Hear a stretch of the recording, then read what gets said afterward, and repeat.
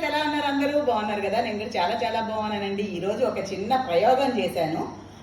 ఏంటి అంటే gulab jamun with custard అనమాట. అంటే గులాబ్ జామున్ చేసి కస్టర్డ్లో వేయడం కాకుండా ఆల్రెడీ మిక్స్ చేసేసి, అంటే ఎలా చెప్పాలి, అప్పటికప్పుడు ఒక గులాబ్ జామ్ వేసి ఐస్ క్రీమ్ వేస్తామో అలా కాకుండా గులాబ్ జామున్ కస్టర్డ్ చేసేసి ఒక సెట్ చేసేసి ఫ్రిడ్జ్లో పెట్టేసాను అనమాట.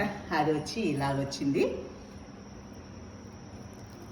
ఇది లోపల ఇలా గులాబ్ జామును కస్టర్డ్ అనమాట.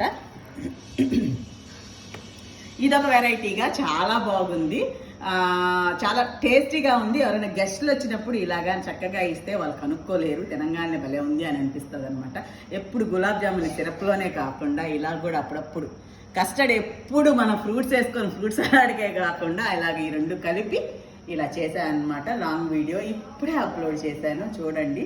నచ్చితే ట్రై చేయండి. పిల్లలకి ఈ ఎండాకాలం రకరకాల కలర్ఫుల్గా చేసి పెట్టి దాని తర్వాత పైన బాదాం చక్కగా పిస్తా ఫుల్గా వేసేసాను అనమాట. తినేటప్పుడు ఈ మధ్యలో తగులుతూ చాలా బాగుంది నిజంగా. ఈ మాట చెప్తా ఇలాంటి పీస్ మొత్తం వాడు తినేస్తున్నా ఆల్రెడీ. మళ్ళీ పైగా చెప్పడానికి ఏమో డైటింగ్లు, స్వీట్లు తినకూడదు, అది ఇది అని చెప్తా ఉంటాం, కానీ దీని విషయంలో మాత్రం కంట్రోల్ అవ్వలేకుండా పోయానన్నమాట. అది సంగతి. మీరు కూడా ట్రై చేసి చూడండి.